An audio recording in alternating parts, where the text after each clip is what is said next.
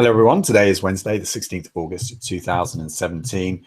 It is block height 480,805.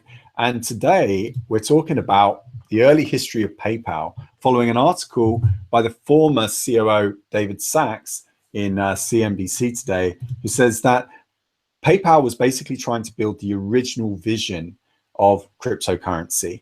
And so I want to bring Shinobi and a few guys into this, because before we came on air today, we were trying to figure out like the early history of PayPal. We'd kind of heard rumors of, they tried to kind of do this thing, try to create a stateless currency, but then they were prevented by the regulators and they had to become a custodian of those. And actually on Twitter, Sharnina was tweeting about this, and she observed that, in this article on the 100 most influential libertarians, Peter Thiel's name came up, and he was quoted as, PayPal creating a non-state currency, Facebook developing a non-state community. And then she kind of points out that actually he's also like linked to like a surveillance company as well.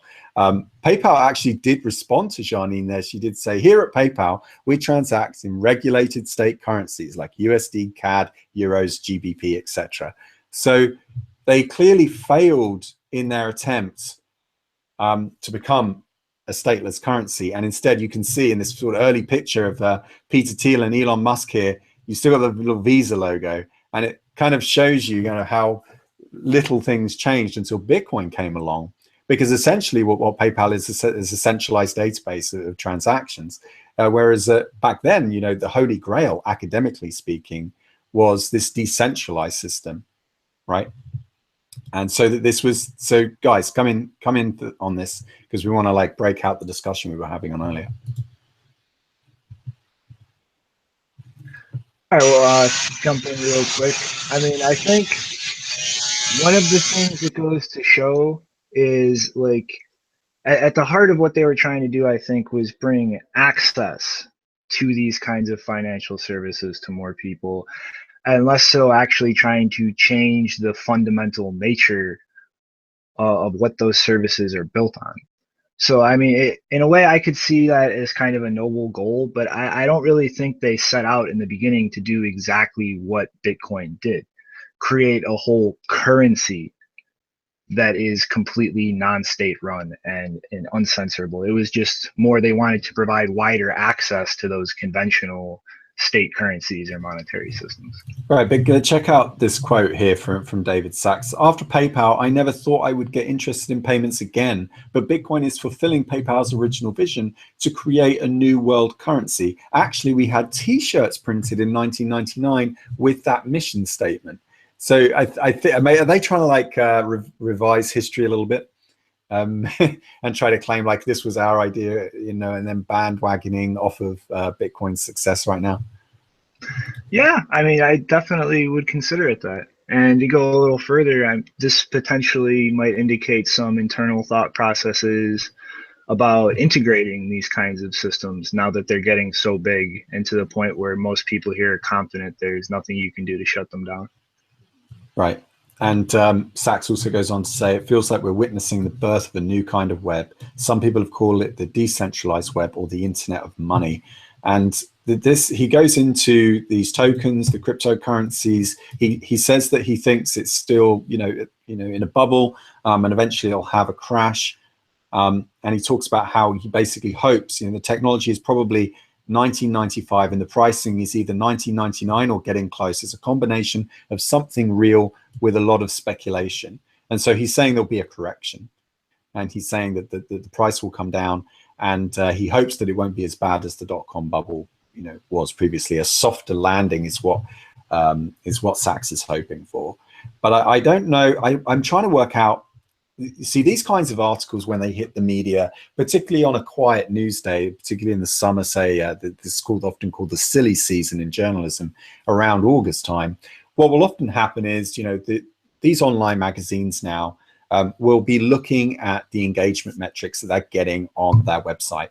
And what they'll be doing is the SEO guy or the head of marketing will come in and say, here are the keywords that are trending right now. Here are the memes, the mimetic vectors, as they're known. And we need to do an article with these keywords in it. So now you're not writing an article based on real events happening in the world. You're now writing articles based on what's going to get you traffic to your site. And putting the word cryptocurrency in the title, and putting Bitcoin and PayPal and putting it all together is often the way to get the traffic when there isn't a whole lot of other news to go around. So this article is by Eric Jackson. I don't know. I imagine he put in a call and said, "Hey, David, can you give me a quote here? I'm looking to build an article around this." And then kind of, that's how I feel, in my opinion, this is how this article is constructed. I mean, yeah, I can totally get that sense from it. I mean, when you really look at it, the only real a thing of substance to the comparison of cryptocurrency and PayPal is really that notion of money as a database, and that's really the only commonality there. The big difference is that PayPal, obviously, as a custodian, would manage and control and have the final say over that database, whereas with cryptocurrencies, it's mostly proof of work, but you have these other mechanisms to widely distribute that database and not leave any single entity in control of it. So there is that, like, one sort of commonality there, but aside from that, like, it's nothing but differences. Right, and I also linked in the description below for anyone who wants to check out whether this is revisionist history, an actual timeline of PayPal's development. So you'll be able to go back, and it's on Wikipedia, and from there, I guess you can do your own research to see, you know, how much of this article is really just filler to fill up the space in the CNBC website, or whether it's actually kind of real news. But it's certainly got a lot of traction, surfacing on a lot of the Reddit channels. I got it straight away on my Twitter feed. I think there is some kind of piggybacking going on. So I want to now kind of segue into a follow-up from yesterday's story, where we talked about Blockstream commissioning some satellites, some data feeds, in order to be able to broadcast the blockchain, the Bitcoin blockchain that is, all over the world, in particular targeting areas that have intermittent or non-existent internet access, so that everyone can get it. I've said before that I sort of feel like Bitcoin is, the blockchain is a global dialogue, right? It's somewhere where people, for the first time, we have the whole world is able to speak without permission, right? There is no entry requirements to the Bitcoin blockchain. Anyone can have a say. You need a little bit of money, but as I think many people online have demonstrated, and I have in the past with Thomas Hunt and so forth, you can earn Bitcoin pretty easily just by having basic access to the internet. You can work for it as well as buying it. You can receive donations simply by putting a Bitcoin address on your website. And so it's the permissionless access aspect that I think I'm most interested in. So one of the things that I think, Shinobi, you want to talk about is how are we going to actually, here in the Bitcoin mumble, are we actually going to try and build one of these satellite dishes? And if so, how are we going to do it? Let me just show everyone the link to the article, and then you can talk. Oh, I am definitely, the second I get my hands on a satellite dish, I'm being a little bit of a cheapskate with that part. Going to be putting one of these together. And I mean, if it really, like, one thing I would like to point out for everybody who wants to put this system together and actually take advantage of this downlink is these parts are cumulatively about $100, but the biggest cost is mostly the interface between the coaxial cable and your actual computer, so that software can take the radio signals and digitize it and actually get packet-based information out of it, and the dish.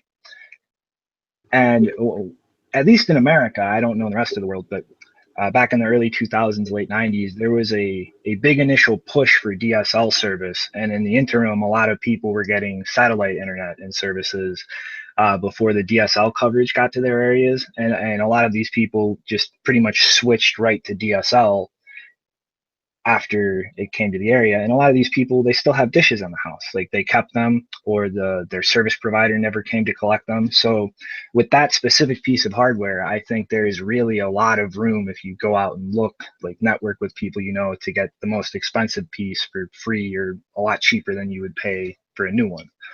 But I am definitely intending on putting this together. And I'm obviously a little skeptical about showing my face, but I think we can get some video set up that Chris or somebody can narrate and actually show the Yeah, process of it absolutely. being put together. Yeah, I wouldn't even mind there's that. kind of you can actually kind of hack together your own thing. I think from DVRs, depending on how technically adept you are. So I think some of the old dish transceivers, you can use that satellite dish and that SDR system in there. And I think, I'm not sure if it works on the same bands. I actually haven't done enough research into that, but the cards are cheap enough anyway. I'd be really interested to see what the speed is like. That's kind of like, for me, I'm going to have to bootstrap, my own node. I mean, I've got a copy of the blockchain on my work computer, and I would presumably, if I duplicated that and actually set up a dedicated workstation, I'm not going to be able to download from from the Coinbase, from the Genesis block, am I? Like, that's just I'm going to be there forever. Yeah, for right now, pretty much what the feed is it's just a live feed of the current blocks, and I believe right now there is a slight lagging delay cycle that rebroadcasts old blocks in case you lose connection or miss a little bit. But that's just for right now, because essentially I believe the downlink rate is 60 to 120 something kilobits a second, and with the max case with SegWit 2.3 megabyte blocks, I think that would push about 30 kilobits a second of the potential feed in order to get it in a safe enough time that you're not going to have blocks stacking up faster than you can get. Really, one of the more interesting things I wanted to talk about yesterday, but we kind of just glossed over it, is this is right now just a free live feed of the main Bitcoin blockchain. This will stay free forever. Anybody can access this, but obviously, as I just said, at the max, it's only 30 kilobits a second out of a potential 120 something being used to broadcast that chain. So Blockstream could actually do a lot of interesting things with the rest of this downlink capability. For instance, Liquid, which I believe is rolling out next year, it's in beta right now. They could have a subscription-based broadcast that businesses could pay for to receive the sidechain updates through this link. Other developers could essentially use this in like a pay for data plan with the Lightning Network and actually send other information that people are paying for. Businesses could use like the same kind of micropayments mechanisms to actually pay for more of the downlink capacity and actually get things faster. So aside from just the basic like free access to the main chain that will stay free and open, there's actually a lot of interesting things you can do with other services and ways that Blockstream could actually monetize this while still offering the feed to the main chain for free to everybody. But so you're saying that at what point do they stop relaying blocks? So if we're at block for 480,000, they're going to broadcast blocks as they come in, but are they going to continue broadcasting blocks from previously? And if so, at what's the cutoff point? How many, is it like 10 blocks wide, or what's the bandwidth? I'm not sure about the exact block length right now. From what I've learned talking to people, it's not that big right now. It's just kind of a minimal, like if you lose connection, maybe like a day's worth of blocks are kind of cycling at like 3 different alternations so that you would have chances to catch things that you missed. But ideally, I think longer term, the plan is to try to expand that a little more to give a nice safe margin of error. And then I believe in the longer term, they actually have plans to look at the viability of just having a constant cycling of the entire historical chain so that like over a period of a few weeks, it would just reset and you would have the entire chain broadcasting and the potential to bootstrap over a longer time frame off of a feed like this. Yeah, great. Anyone else? Stephen, you're sitting there kind of ominously. You're just here to spy on us. A little bit, yeah. I hear the blockchain, the satellite arguments. I think that there's some good things there, some revolutionary things, to be able to relay the blocks, right? I'm not without fear though with it. I think Gavin mentioned yesterday, right? Blockstream satellite thingy is highly centralized. I'm okay with that. You can start your own satellite thing if you like, and that's true. Yeah, you can start these, and hopefully we'll see more people start them. You know, a private investor start it, so that way he can guarantee he, you know, if Bitcoin is worth enough, I want to have a way that I can always use it, right? And if I could afford my own satellite, if they become cheap enough that you know, they're accessible, then why not be utilized? But that's a serious risk, right? I mean, like, if it's super centralized and we get a lot of momentum behind a network like that, right? What if the bulk of the weight of financial transactions happen on that network? You know, like, what are the economic incentives there involved in something like that, right? Like, how does that change the incentives in Bitcoin naturally? Well, I think that's an interesting kind of angle to bring up, and I think that gets into kind of the subtle nature of what exactly the peer-to-peer network is. Because I mean, in the most basic sense, it's just the network connections between nodes. But if you really want to break down the functionality of what it does, I mean, you can look at the relay network as how you get your blocks so that your node can stay at the tip of the chain and be assured they're validating everything. But it's also just a way to get your transactions to the miners. And so depending on like which way you're looking at this, like you might want something totally different out of the network. But being a peer-to-peer network, being ad hoc, where you don't really have any total control over the topology of the network, it's going to be kind of messy trying to optimize both of those things, because you're going to eventually, in my opinion, need to see kind of more specialization to suit each need. And I think what this does, it's a very nice starting point for that, because now the biggest cost in terms of moving data around on the network is the actual block data and all of the unrelayed transactions. Well, or I mean unconfirmed transactions. I'm sorry. So now we have like this downlink that is free for anybody receiving it to get all of that block data, and I believe some of the unconfirmed transactions, and eventually a good enough chunk of that to be relatively certain of what general group of transactions is likely going to be in the next block. And so what this does is, like I said yesterday, I believe, you're getting this from a centralized feed from Blockstream, but when you get that complete block data, all you need to do is get a header from somewhere else. Yeah, exactly. To actually verify the integrity of it. And so like this kind of is a nice initial step towards trying to specialize different aspects of the network towards getting the data to you for validation, and like allowing users to have kind of more streamlined ways to get their transaction directly to the miner. Because when you're transacting, you don't really care about everybody else getting it. You want it to get to that miner so that it gets into a block. Yeah. This is not two-way though, is it? You can't transmit from the satellite to the satellite from your station, can you? From the dish? No, not now. Although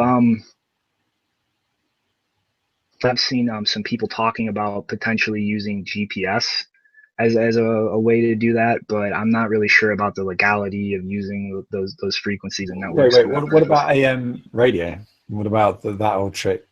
Because like a little while ago, I asked why can't we get Bitcoin into North Korea, right? Like if you can get, no, I'm totally serious, man. Like right now, DVD players and electronics and memory sticks and 8 VHS cassette tapes are smuggled into North Korea, into the general population, and it's something like for a long time, it's like a pet love of mine. I've never even been to Korea before, but I still love watching videos about it because it's just, I don't know, I find it very the story, the narrative quite captivating. So like up until recently, a lot of people in South Korea, the protesters, were sending up weather balloons and letting them flow into the North Korean territory, and people have tried this, and nowadays the police in South Korea try to stop that because they don't want to raise tensions, and this is kind of something that's kind of been in the news recently. And what I always sort of dreamed of, that someone would build something that, or maybe we can, that can allow for AM radio frequency to get in and out over the water, because you can't stop that, right? You can't jam it. It bounces off the atmosphere and it comes down. Is there enough bandwidth to allow for a basic, TX message to be broadcast that way? Come on, Acnix, you must know the answer. I think we can sky skip already, you know, using bands that are available right now. So potentially there's already the ability to do this. We can skip right over using the ionosphere and stuff right now. So we can get these mesh networks set up and working, absolutely. I mean, we don't have to pick North Korea, but we could pick a country. I mean, I think right now those satellites don't even cover East Asia, so I don't even think it's an option to get the satellite link and everything like that. But you know, cyberpunks, you know, like cypherpunks. I'm sorry. Like I want to go back to that. Like I want to go back to that hacker mentality of just picking something up and building it. And right now, I feel like everyone's trying to raise money, and they're not really thinking about why. That it's like, we've got to grow. This thing is taking off, and it's a bandwagon. We've got to get on the gravy train. And it reminds me of that Pink Floyd song, you know, tell you the name of the Game Boy. They call it Riding the Gravy Train. And it's all about when talented, gifted people meet a salesperson and that frustration that they feel that the salesperson is only really interested in the superficiality of it, but the artist is interested in the you know, the raw integrity of the work that they're trying to do and the vision that they try to have. So instead of trying to like just raise money for these ICOs, I'm thinking like, what about just building things and shipping it and delivering it and saying, look, I tried this and it worked. And maybe the first step is to get this satellite working. But if anybody watching or anyone on the Mumble knows how to build these kind of AM radio frequency or anything off like the ionosphere, I think that's fascinating to me. I really want to see that happen. Well, I plan on reaching out to this whole community of ham operators I happen to know. Right. They shoot skip all the time. That's what it's called. It's shooting skip. Like you bounce it and like you're getting to the other country. Like it works, you know? It's amazing stuff. So I think the satellite launch is like the first kind of foray back into this stuff. And we need this. Like this is awesome. And we're gonna have like 3 more of these, 4 more of these. Who knows how many more we're gonna get up there. And we're going to get better and better coverage. And then the next part is meshing that all together and getting sat uplinks and downlinks, right? Right, exactly. And I think like a layered approach would be best. Like if you do have the satellite dish and you can like download blocks and then you've got like the AM frequency in order to broadcast it, you really only need a receiving node to be able to help propagate that onto the network. Yes, you would, because you're obviously someone needs to have an internet connection receiving that TX data and then broadcasting it from the AM frequency. So you need a receiver. You need someone on the other end that's going to pick up that and then broadcast it for you. And maybe some of the viewers that are quite new to the cryptocurrency space don't understand this principle, that when you transact in a cryptocurrency that's based on Bitcoin's code base, you're using something called public-private key cryptography, which means that you can retain a private key, but without ever exposing that to the rest of the world. You can do things called signing. Actually, the fun fact about cryptocurrency is there's actually no encryption in it. It's just basically you're taking a public-private key pair and you're just signing something. And what that means is that you can just keep that private key to yourself. It never has to touch an internet connection whatsoever. You can sign a transaction that proves that you've received some coins on a certain date, and you can give that signed transaction to anyone, and they can't steal your funds. All they can do is publish it or not publish it. They can either broadcast it onto the blockchain or they can't, but they can't tamper with it in any way. And that gives you a lot of freedom. That means that even people without internet connections can still sign transactions, but give them to somebody else in a trustless way and have those people broadcast it on their behalf. And there's really nothing that broadcaster can do to interfere with your message or censor it in any way. And I find that very exciting. So guys, we've been on like 25 minutes. What are our closing thoughts? Is Shinobi back with us? Yep, that is infamous VPN trouble. Anybody out there, get a service provider, anybody besides NordVPN, literally anybody. but not oh, one. Wow, I'm calling them out. Not one run by the CIA though. Not one that's like a honeypot, and it's just like basically VPNs is an ISP. It's just you're just having to trust this ISP over here rather than your local one. Pretty much. Yeah, I think a lot of people don't understand.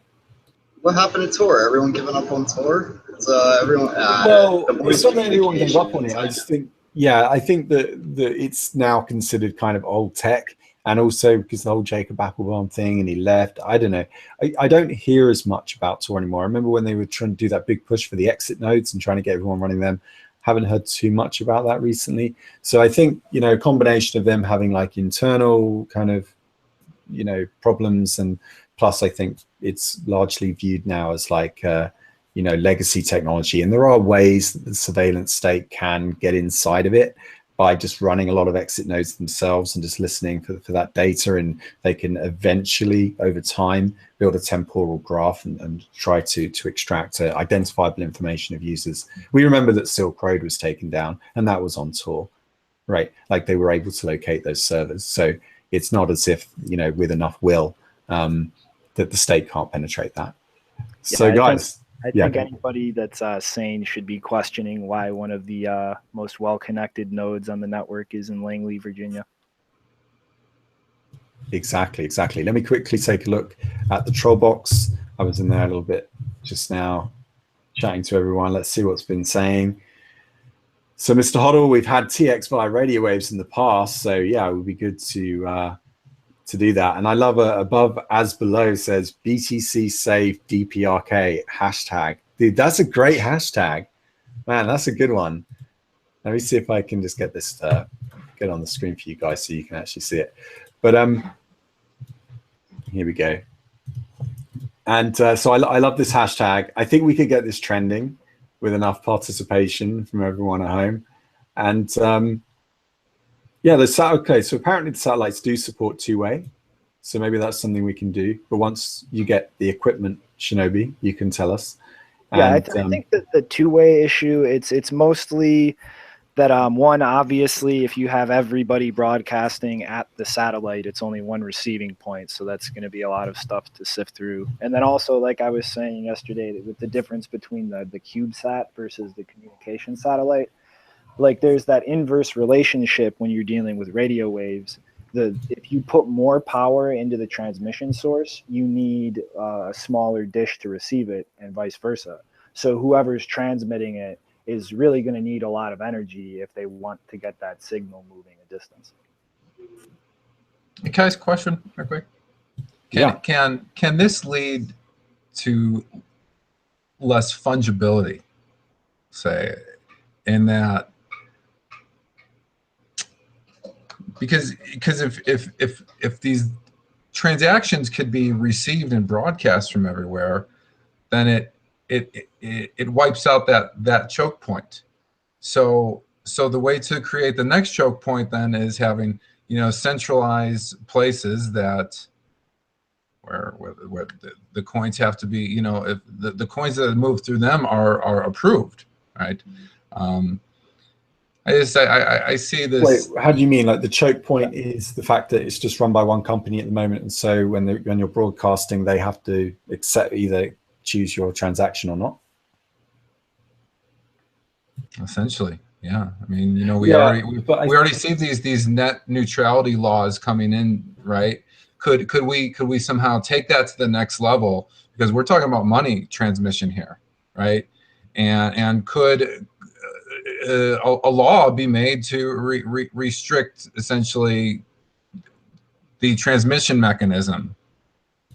Yeah, but Shinobi's got an answer to this, right?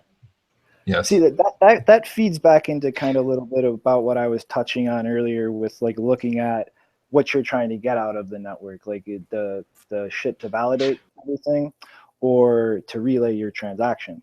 And as far as like trying to broadcast transactions directly to the satellite, that's something I would really recommend like people don't like dive right into trying, because like the reason that this is such a huge privacy boon is that as a node receiving things, you're passively receiving that signal from the feed. So everybody can see where it's coming from, but nobody sees like who's listening. Whereas if you were trying to broadcast a transaction or everybody was like that, it would be the same thing in reverse. Like everybody could see where those transactions were coming from and have no idea who's listening. So if you had everybody trying to independently broadcast their own transactions, that would be geographically tieable to you. So I think as far as getting things up to the sat link, it would be much better to try to have like kind of more centralized, but in a more distributed way, where those transmission points aren't just for one person. They're broadcasting things for lots of people so that you have that one source that everybody's using, and it's not as easily tieable to an individual. Right. In order to be anonymous, you need other people, right? You can't be anonymous on your own. And so, exactly. Yeah. So that will come with time. And people in the chat, just going to wrap up here, have said, you know, radio, SMS, fax, telegraph. Like, yeah, I would love to send a Bitcoin transaction by fax. That would be fun. That would be quite a lot of fun. I guess you would just do a QR code, right? Okay, guys. There's really a lot of ways. Like you could get a transaction anywhere you want in as inventive a way as you can think to move data. Great. Well, listen, everyone, it's been 30 minutes. I guess we'll wrap it up here, but you can expect more things. We're still working on the technology side and in the background. And I just want to thank my guests today. And we had Shinobi, you had Aknix, had Stephen, you had our inline producer, Mr. Hoddle, who's really the brains behind this, you know. And I guess we'll see you guys tomorrow. If you like what you see here, you can subscribe and you can like. We're not taking donations right now, but I guess we will do in the future. But really, we're just grateful for all the views we got yesterday. We got 700 views. It was like our first proper video. 800 now, I'm being told by my producer, Shani. So 800 views, and we only had like 70 subscribers. So that's incredible. I have no idea. You know, that the magic of the internet, and we got you. So we really appreciate it. And we also really appreciate the guys that watch this all the way through to the end. We know who you are because you often come to us with topics that we were discussing at the end of the video. So really, you're the heroes, you are the resistance, and I thank you. I'm Chris Ellis, and this has been Block Digest. I'll see you tomorrow.